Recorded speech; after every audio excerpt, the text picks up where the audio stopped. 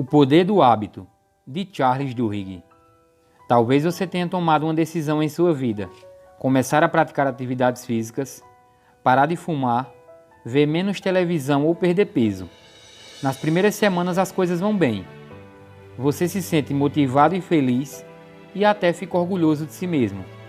Porém, algum tempo depois a motivação começa a desaparecer e os seus antigos costumes e desejos surgem novamente. E então, antes que você perceba, você está de volta aos seus velhos hábitos ruins. Você se identifica com essa história? Esse é o poder dos hábitos. Mas de onde vem todo esse poder? E como nós podemos utilizá-lo para o bem e para impulsionar as nossas vidas? Nesse resumo, você irá compreender que os hábitos são mecanismos profundos, muito úteis e poderosos de nosso cérebro e que podem determinar em uma infinidade de maneiras diferentes os resultados que obtemos em nossas vidas. Os hábitos podem nos causar diversos problemas e arruinar as nossas vidas, mas também podem ser ferramentas maravilhosas. Imagine se toda vez que você tivesse que dirigir, fosse como a primeira vez que você sentou diante de um volante. A vida seria um caos, não é mesmo? O problema não são os hábitos em si, mas sim quais hábitos cultivamos. Então, felizmente, ao compreender como os hábitos funcionam, você poderá começar a utilizar o poder dos hábitos ao seu favor, para alavancar a sua vida e obter resultados incríveis. Parte 1. Os hábitos economizam nossos esforços e facilitam nossas vidas. Eles são ciclos simples, formados por uma deixa, uma rotina e uma recompensa. Nossos cérebros estão constantemente buscando maneiras de economizar energia. É um mecanismo de defesa e de sobrevivência. Estudos mostram que uma das maneiras mais eficientes de eles fazerem isso é tornando atividades em hábitos. Consequentemente, mesmo uma ação complicada que exige concentração em um primeiro momento, como tirar um carro da garagem, no fim das contas acaba se tornando um hábito que não requer muito esforço. De forma geral, os hábitos podem ser compreendidos como um ciclo dividido em 3 etapas. Por exemplo, pense no gatilho que é a hora de dormir. Sem precisar pensar, você vai ao banheiro e escova seus dentes com seu cérebro no piloto automático. Por fim, você tem a recompensa. Um benefício, uma sensação ou sentimento de sucesso. No caso de escovar os dentes, uma sensação de refrescância na sua boca. Sua atividade cerebral aumenta novamente, conforme seu cérebro registra a realização da atividade, e reforça a ligação entre a deixa, a rotina e a recompensa. E é exatamente esse reforço e essa associação que permite a criação de novos hábitos e a consolidação de hábitos antigos. Os hábitos podem ser incrivelmente resilientes. Em alguns casos, pessoas com graves danos cerebrais, incapazes até mesmo de lembrar onde vivem, podem aderir aos velhos hábitos e aprenderem alguns novos. Isso acontece pois as atividades de adquirir, fortalecer e seguir hábitos ocorrem em uma parte do cérebro que consegue funcionar normalmente, mesmo se o resto do cérebro estiver prejudicado. Infelizmente, por outro lado, isso significa que mesmo que você se livre de um hábito ruim como fumar, você correrá o risco de ter uma recaída. Parte 2. Os hábitos se consolidam porque criam desejos. Imagine a seguinte situação. Ao longo do último ano, você comprou e comeu deliciosos e açucarados biscoitos de chocolates em uma cafeteria no local onde você trabalha. Digamos que isso era apenas uma recompensa pelo seu dia de trabalho difícil.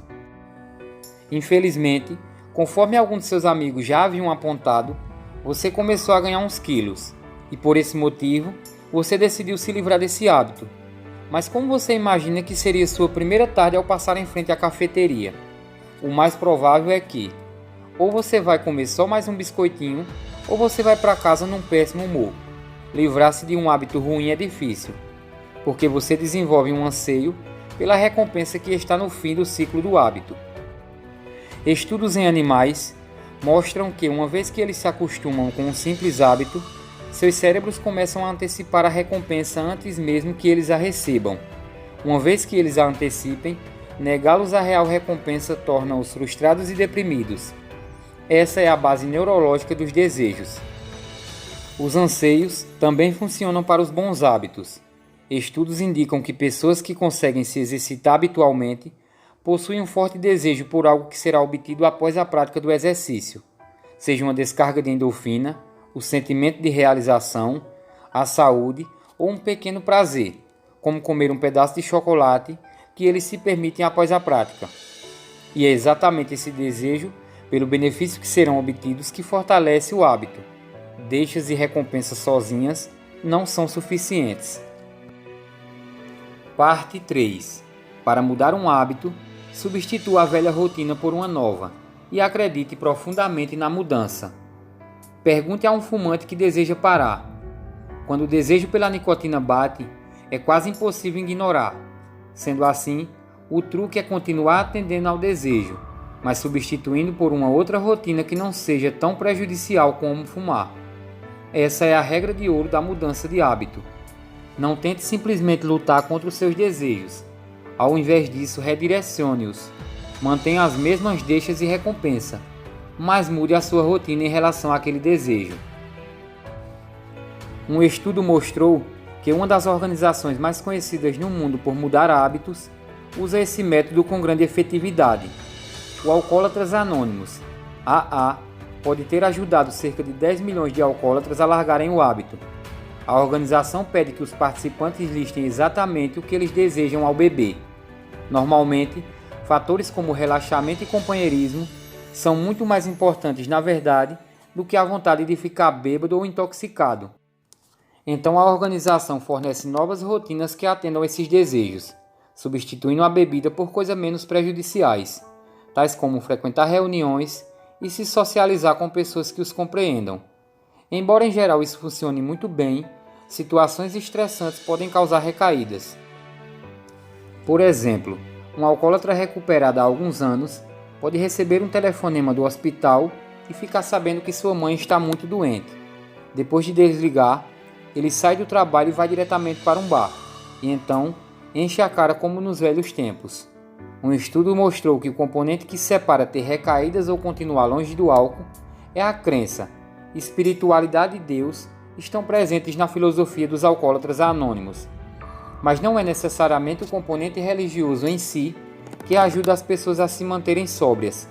Ter fé e acreditar em algo maior ajuda participantes também a acreditar na possibilidade e em sua capacidade de mudarem a si mesmos, o que significa torná-los mais fortes diante dos eventos estressantes na vida.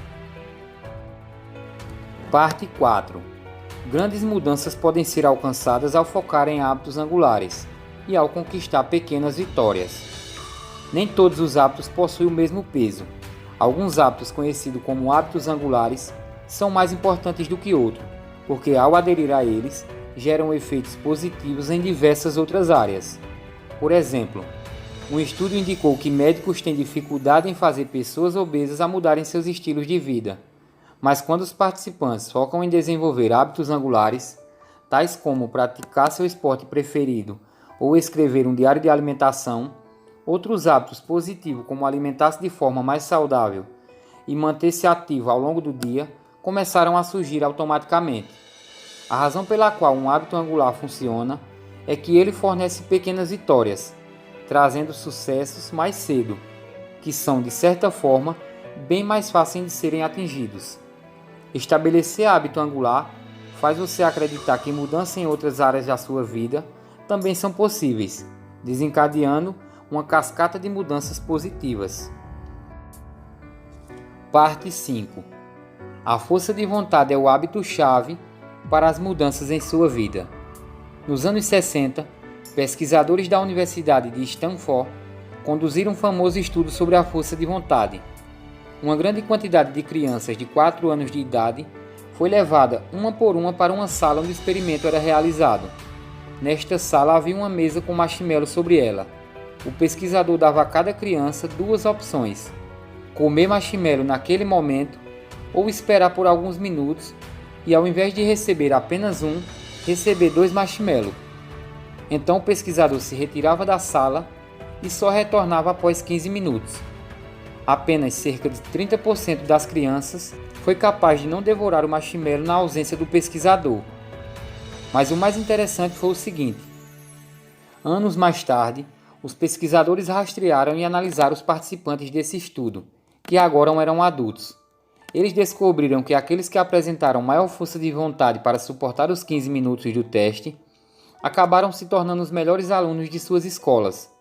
Eram em média mais populares e menos propensos a consumir drogas. Pelo que foi descoberto, a força de vontade se mostrou como um hábito-chave para mudar a vida por completo. Estudos mais recentes confirmam esse resultado. Por exemplo, em 2005, estudos com alunos do ensino médio demonstrou que aqueles que possuíam os níveis mais altos de força de vontade tinham, em média, as melhores notas na escola e tinham as maiores probabilidades de entrar nas mais concorridas universidades. Como nós vimos, a força de vontade parece ser um hábito-chave em nossas vidas. Entretanto, você já deve ter experimentado em sua própria vida, a força de vontade não é infinita e pode variar drasticamente em diferentes momentos. Em alguns dias, fazer exercícios físicos parece ser fácil. Em outros, sair do sofá parece ser impossível. Mas por que isso acontece? A verdade é que a força de vontade é como um músculo, que fica cansado e até exausto. Pense na força de vontade como uma bateria, e em determinados momentos a carga está cheia. Mas à medida que você realiza tarefas e pratica atividades, a carga da bateria vai diminuindo. É por esse motivo que, após passar o dia inteiro resolvendo problemas e trabalhando em tarefas exaustivas, raramente temos energia para praticarmos atividades físicas. Estudarmos uma nova língua ou fazer melhores escolhas relacionadas à nossa alimentação. Por outro lado, toda vez que você realiza tarefas que demandam dessa energia, você está na verdade treinando o músculo da força de vontade e, consequentemente, aumentando a capacidade da sua bateria. É por isso que pessoas que estão sempre superando o desafio exercitando suas forças de vontade possuem ainda mais energia para fazer boas escolhas e implementar mudanças positivas em suas vidas.